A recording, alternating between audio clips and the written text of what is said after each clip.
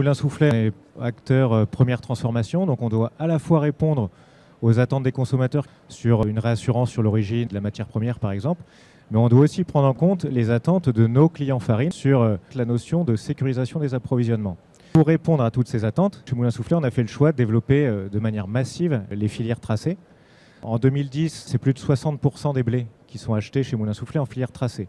Massifier, rationaliser et assurer une sécurisation des approvisionnements.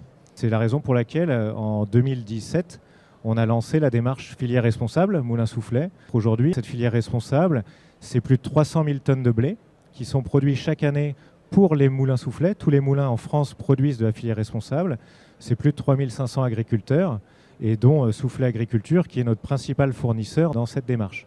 On a vraiment ce socle filière de référence. C'est une démarche qui est reconnue par le ministère de l'Agriculture, niveau 2 de la certification environnementale. C'est une démarche qui se veut aussi évolutive parce autour du carbone notamment. Là, sur la récolte 2024, on a engagé des blés dits bas carbone avec des pratiques spécifiques. Et donc ça, on a vraiment co-construit avec Soufflet Agriculture un cahier des charges.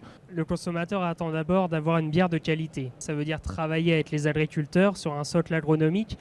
Nous sommes épaulés dans cette partie par Soufflet Agriculture, mais également par nos agriculteurs partenaires. Produire de l'orge de qualité que l'on va ensuite travailler dans nos usines en tant que premier transformateur également pour fournir à nos clients brasseurs un malt de qualité.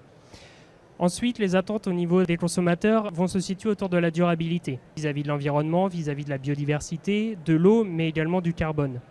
Dans ce cadre-là, nous avons monté des filières. On peut prendre également comme exemple la filière 1664, qui est un cahier des charges que nous avons co-construit avec Soufflet Agriculture, mais également Carlsberg et Kronenbourg, qui va traiter d'un socle agronomique également très performant, puisqu'on va traiter de biodiversité, de carbone, de qualité de l'eau, mais également de traçabilité.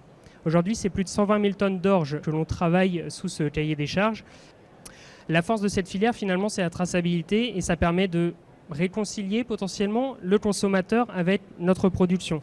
On a un QR code sur la bouteille qui permet au consommateur de suivre finalement tout le cahier des charges de notre filière et de tracer de la production de l'orge jusqu'à la bouteille ce qui a été fait sur les lots d'orge, de malt puis de bière.